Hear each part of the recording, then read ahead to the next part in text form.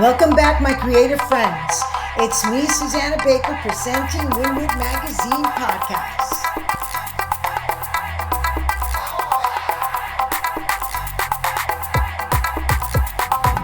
Hi, I'm Susanna Baker from Wynwood Magazine Podcast, and today we bring you an amazing interview. Once again, we bring you the legends, and we bring you the iconic contemporary artists that really shape not only our great city of Miami, but also the world globally. And with us, we have the international, globally renowned Edouard Duval-Carrié. Good afternoon. Hi, how are you? I'm good, Edouard. I'm delighted to see you, and I'm delighted to see that you're doing some more things for artists, because we certainly do need it these days. Thank you. Yeah, I know. There's been a lot of cutbacks in the art. Yeah. I'm hearing from some of the shows, now that you bring up that point, some of the Art Basel and Miami Art Week fairs, they're not getting the same numbers in registrars.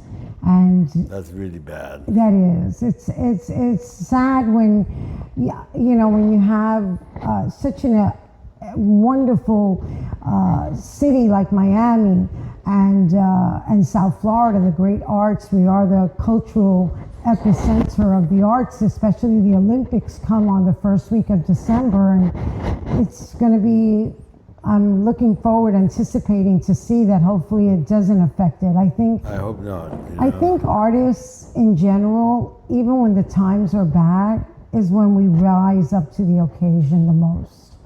I think that people are going to still want to see. Yeah, want to see, and artists will engage, and hopefully the fairs will have to do something to get the right group of attendings inside and those visiting. But enough of that. You brought that point to me.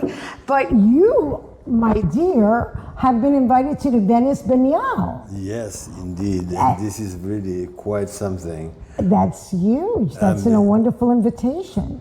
And I'll be at the Giardini for people that go at the palace, the central. It's the focus. It's like where the big exhibits. And what date is the Venice Biennale? It's going to be in May, I think. In May. In May. Oh, so we'll be able to bring that information back. Yeah. I wanted to start with the question with you, because for those that do not know Edouard Duval-Carrié, he is Miami's gem, and he chose Miami as his home, and we are so happy and proud to have such a treasure and a scope of knowledge, because not only are you one of the most renowned contemporary artists of the 20th and 21st century, but you're an author, you're a sculptor, you're a painter, you do amazing, you just don't stop working. On top of it, you write books. On top of it, you curate shows. You're creating commissions.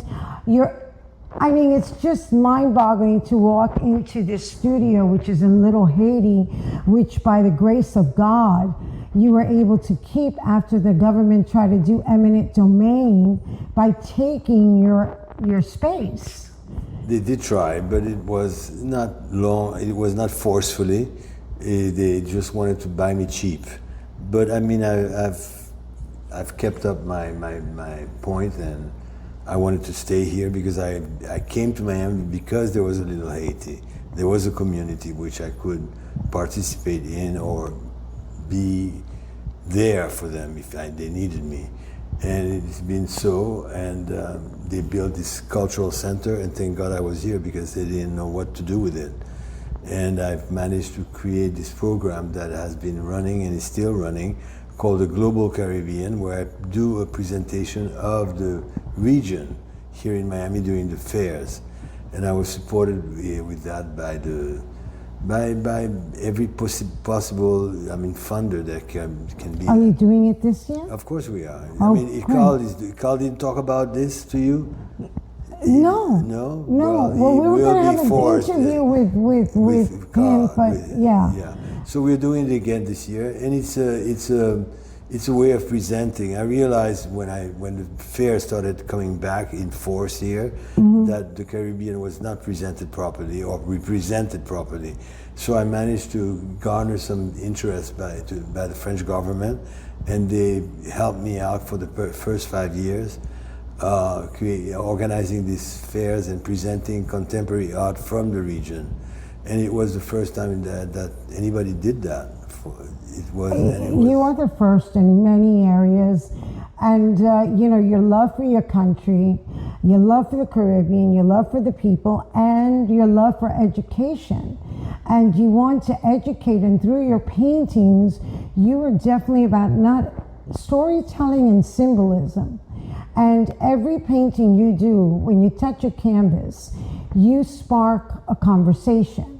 That's what I try to do. Yeah, you definitely do that. It's very important for me because, first of all, the region is considered very small and in the peripheries, nobody takes it seriously. And there's even an artist a few years back that is there any art in the Caribbean? And that was really a slap in the face for the artists of the region. Because he declared that there was no, I forget his name, but he declared that there was no art stemming from that region, and that's very wrong. And that's wrong. There's very so much great artists. Yes. The Caribbean produces, I mean, Puerto Rico, Cuba. I mean, please.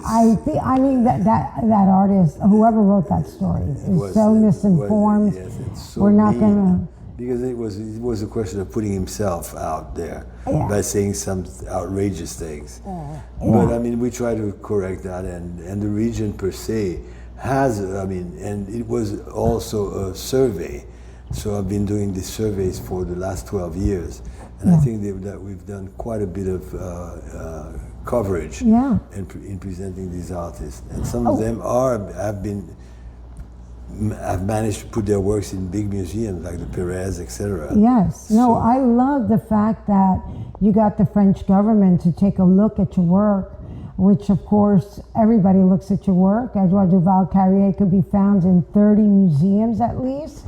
You're always invited, commissioned from some of our own great museums like the Perez Miami Art Museum, and many others. And in Little Haiti Cultural Center, you run the facility with your programming that is one of the few Art Basel shows that are commissioned, and the credentials are there from the Art Basel program. It will tell you to go to Little Haiti to see Edouard Duval-Carrié. You are one of the official Art Basel shows, and that's amazing to do that for Little Haiti community, for the Caribbean, because you just don't close borders. You're borderless. Exactly, that's what it's called. Yeah, it's called Borderless Caribbean. You see, great minds think alike. Yeah, exactly. No, it's been great for the artists because many of them have been co-opted by many major galleries, and many museums have given them exhibits and stuff like that. So from here to the world, it's amazing. It's good. And then you were also knighted by the government of France for having done all of these things, because they've never seen an artist do that. Yeah, I know. So you're Sir Edouard Duval-Carrié. Well, I don't know. I love saying that. They didn't give me a cape or a hat or anything like that. Yeah. I was expecting that. Tell me the truth. What's under the T-shirt? Like the big E. Yeah. Like on your ring, which I love. Now, one of the things that you are definitely known for, and looking at Edouard Duval-Carrié, once you get familiar with the work, you know it's a Duval-Carrié. Your art is very deeply rooted in your culture and history of Haiti. If there's a place on the planet that has been so misunderstood or maligned and stuff like that, we are a very modern place. Because we started the first revolution that stopped slavery, and really, we have a lot to learn and thank Haiti for having at least, gotten the nerve to put the biggest army of its time, the French army. Right. They had them running back home. Right. when they try to put the slaves back into the plantation. So here is the big guy. Yeah, that's the big guy, Toussaint. Toussaint Louverture, yeah. Uh-huh.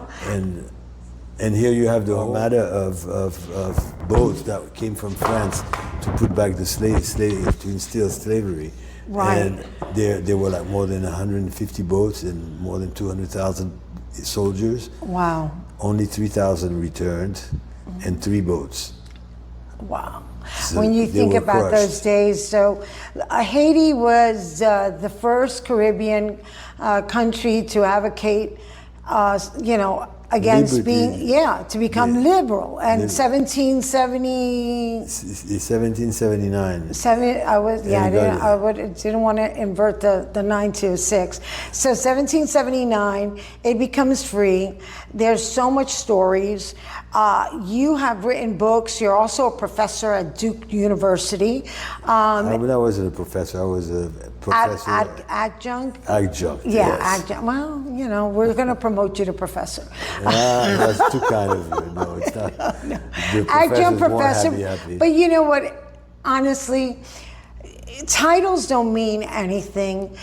I think that people, from, being a knighted, being a knight, being a, contemporary, renowned artist, you're very humble, you're soft-spoken, but you pack a punch.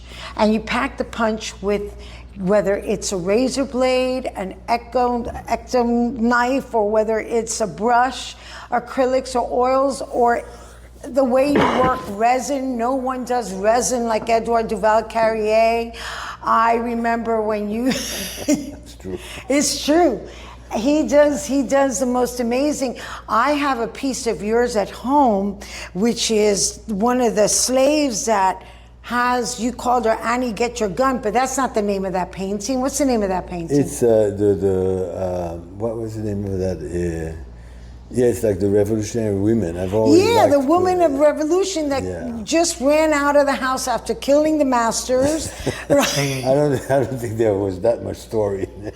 But she was just with a gun in hand, and she was off to fight the friend. To fight. Well, that's the story I tell when people visit me. I'm like, look, this says how this is the story. They became free and fought. And that had a trickle and resonate throughout the world, and you feel that that's a reason why. I mean, not that you. The French have not digested that story yet. Yeah. I mean, 200 years later, they're still at it. They had Haiti pay for 100 years every slave. Restitution. That's crazy. That's unheard of. So now we're asking for the money back. Yes. And they're not going to give it back. No.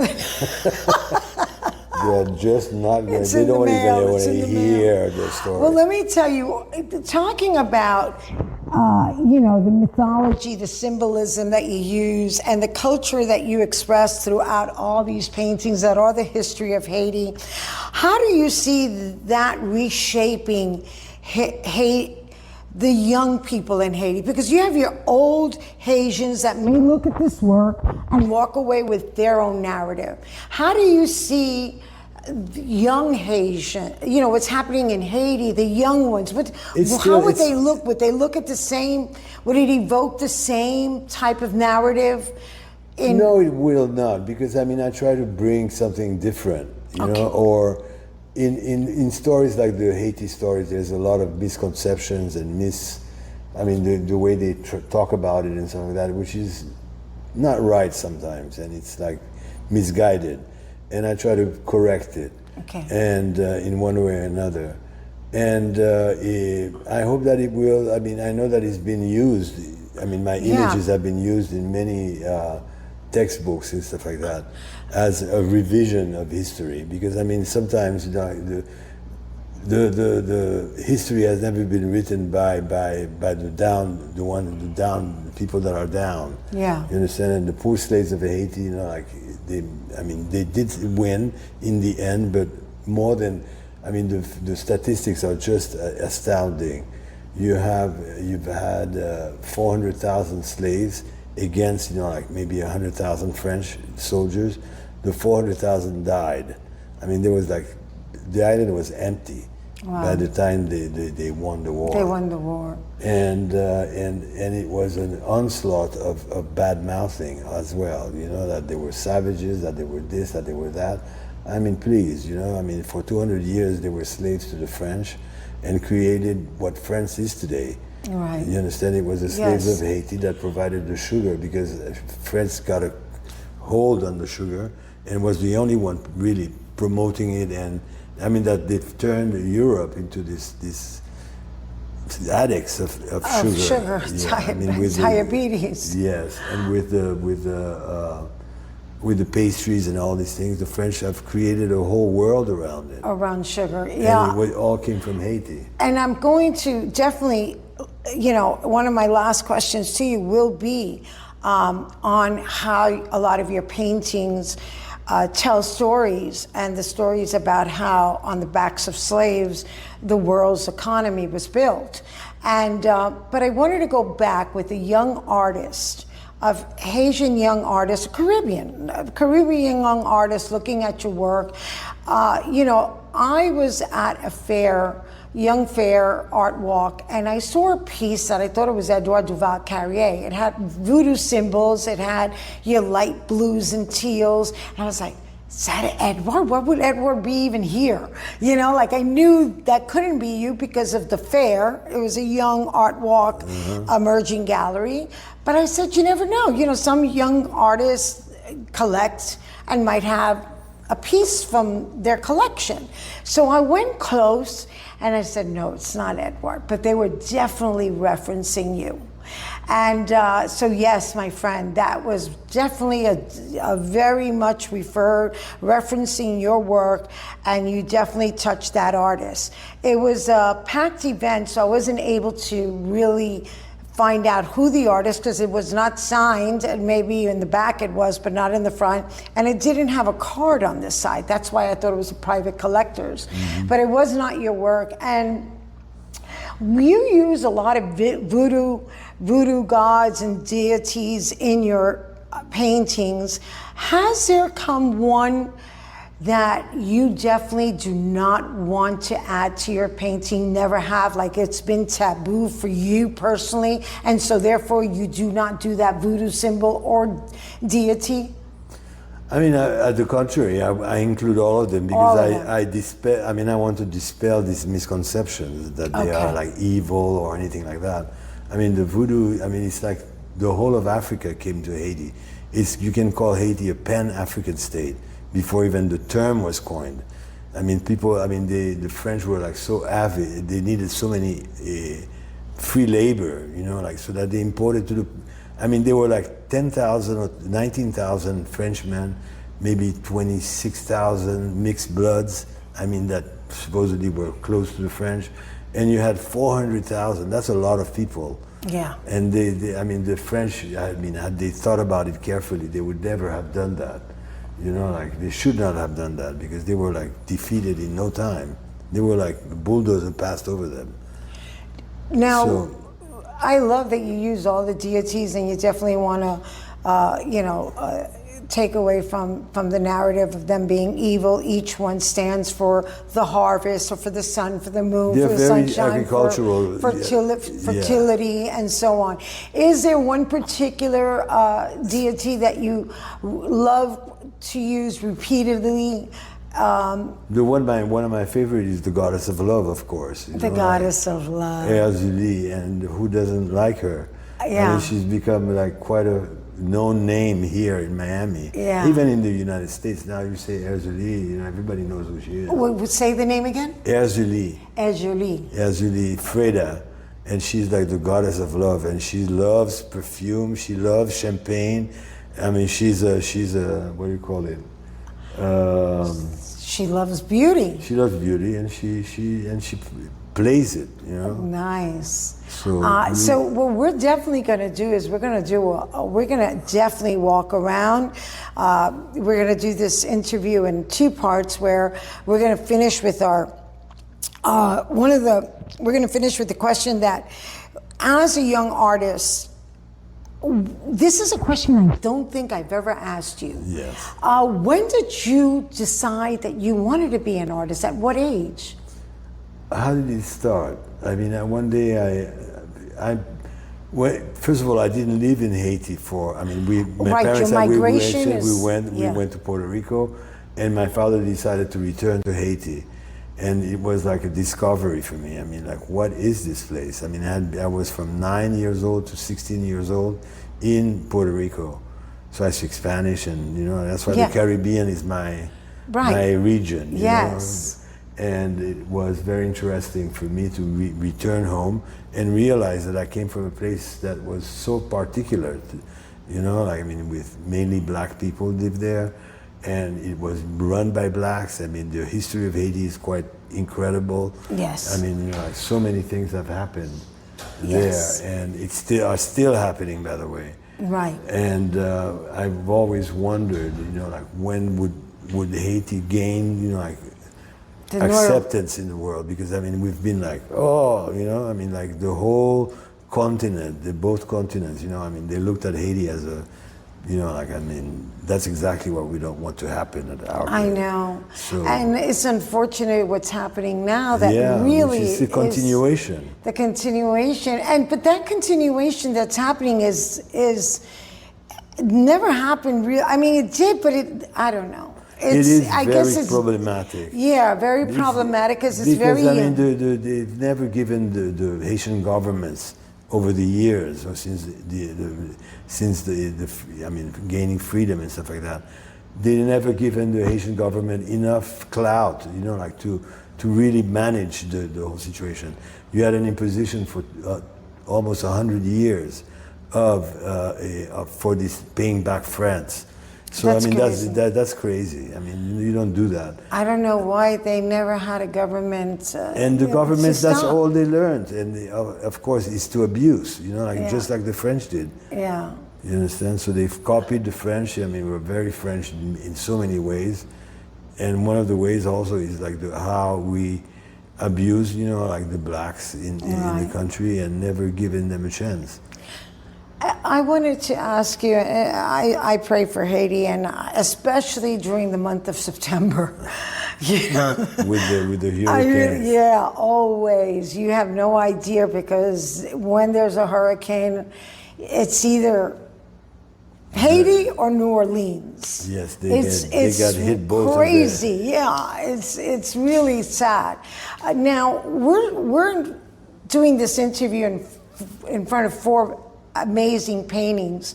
Can you just tell me a little bit about this deity here? What They're not really deities. Okay, you know what they are? They are like, the Africans use a lot of symbols on themselves by making like these scarifications to tell you exactly who they are, from what tribes they are and stuff like that. So I was just trying to play with them, you know? So they're like homogeneous, I mean, how would I say it? When you have, they're standard African and standard symbols that they use. So like you could define which ones, you know, like, because the tribes, that's how they do it. They mark themselves to say from which tribes they are. So I was playing with that, and I found them to be quite pleasant. I mean, up here it's a completely different. It's more politics. It's after the earthquake, not politics, but drama in Haiti, because we seem to be like have a mastery over it. This is the palace of the national palace after the earthquake, and you can see it crumbled. You know. Oh my gosh! Yeah. So it was. And you don't use photography a lot. No, that's very rare. That's probably the first and only one. And the first and only one. Yeah. Yeah, because I've never seen. And this is my favorite character, which is Toussaint Louverture. Yes. Who managed to, you know, like to defeat the French, which is quite something. A great motivator and mentor. And he also was the one that led the troops. Right, led the revolution. Led the revolution. Yeah. So to victory. To victory. And that's, I think that it's so important to have young artists from schools to come and continue to see your story, because history, if it's not told, it's forgotten. It's forgotten, or it repeats, it repeats itself because it's forgotten. Yes. And I think that is something that it can't happen. And it's sad that when they bring it upon themselves too, and that's what happens, ego, greed. And so we're gonna do part 2, which is actually inviting the viewers to see the gallery and the amazing different works and mediums. Now, your work, you as an artist, you span decades of being an artist, of amazing shows and museums and books written from books from museums have written on you, books for their shows. You're permanently collected in many, many museums. What would be your advice to a young Caribbean artist? Let's say something like that, or a young artist. What legacy do you want to be? I mean, I just wish that they would look at their history and try to understand it, and really put it, try not to repeat it, and make sure that their work give away. I mean, you don't want to look like this king, because I mean, he killed himself when the population, because he was so harsh on the people, wanting to create a nation that would compete with Europe and stuff like that, which was, for a small island, it's impossible. But that's what he wanted to do, and he killed himself when he realized that they were coming after him. Yeah. So yeah. This guy was like completely surreal. I mean, he had a court that, the palace that he built in Haiti was as flamboyant as Louis XIV. Wow. I mean, he just and what was had the name a court, of this king? King Henry. King Henry. The eighth was no.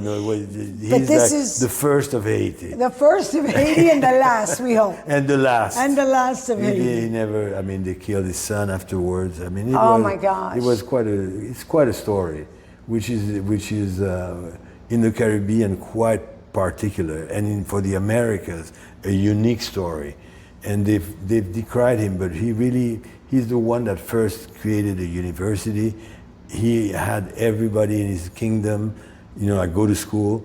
These kind of things. He was a very progressive guy, but in order to do so, he had to put everybody back in the plantation to make money, right. to enslave again. Enslave again. Oh, we don't want to do that. So, to end this part 1 of our interview with Edouard Duval-Carrié, the renowned, globally renowned artist, I wanted to ask you, what would you like your kids to remember about their father, and what would you like the community of Miami and Florida, because you're like our adopted son. We love you. To a certain point, yes. We love you. Everything you've done for the community, everything you continue to do. You are amazing. You've helped me so many times with some of my kids. You've done pop-up museums at some of the local schools so we could give history inside the lobbies of schools instead of coming into picking up your child and having a bare white wall. We've turned it into a museum pop-up. And you didn't hesitate once to donate the works and to do the things that we did for that wonderful Caribbean story, which I think we need to do more of. I wanted to ask you, what would you like your legacy to be known? Not that you're going anywhere, but... Well, sometimes I wonder what it will be, like when I think of it. But at least for the kids, it's just that there's a way that you can talk about what you feel with this kind of work, or try to understand what you're trying to say, and try to make it sure that people understand it. And I think Miami has gone a long ways since when I came. Not that I claim that I did anything, but it has gone a long ways into incorporating all of its citizenry in a program. I mean, you know, like this whole Art Basel, this whole art thing. Miami has become the epicenter of the contemporary art world. Absolutely. I mean, during the Basel week and stuff like that, yeah. I think the planet is here. Yes, no, for the whole planet. Yeah, absolutely. The whole planet is here. Anybody that's like into art is here. Yeah. They look at it very carefully, and it dominates the market as well. Yes, it does. And that's where a lot of curators, a lot of artists, a lot of people here in Miami, I mean, I remember when I first entered into the art world, people would tell me, oh, those 5 days, I make 95% of my income. Can you imagine? And I couldn't even fathom, like, those 5 days? And when I started to do Art Basel tours, which we do signature bites and sparkling wines here, it was true. 95% of my income was coming from those 5 days. Can you imagine? Yeah, and you know, and I'm very laid back, so I can imagine others, you know. That are like after the money. Yeah, I gotta tell you, I'm more, you know, like I love going into people's intimate sittings, and we do these tours. You open up your studio for us, and first week of December is Art Basel, Miami Art Week, but Edouard Duval-Carrié Art Studios, along with Carl Juice, along with many other artists, and the Globe Borderless Caribbean will be showing at the Little Haiti Cultural Center. We'll be talking more about that, but I definitely invite you to come and view this amazing space where the magic happens, and hopefully to get to meet in person the amazing Sir Edouard Duval-Carrié. And a dear friend of mine, I love him to death.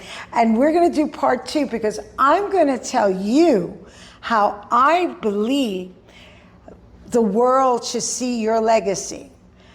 I'm gonna say it in one of your paintings, how I see you, and how I think others should if they don't. But I do believe many do. And with that, my friend, thank you so much. Thank you very much. For everything. I really support this lady because she's been at it for years. 4 years. I mean, it's like sometimes one wonders, you know, are they possessed or something like that? You know, but I think the Goldman said it the best the other day. Your tenacity never surprises us. That's perfect. I know. I was like, okay. If you want something to happen, you have to keep at it. You know? Yeah, you know, I just love what you guys inspired me to do, because it's a reflection. Everything has been inspired by you. I know you now over a decade, and I've been to all your milestones. When you were knighted, I was here. That's true. You know, and I have momentums. I have the big lady in the house. Every time I go up the stairs, I smile. That's good. Yeah. At least you smile. So we're gonna do part 2.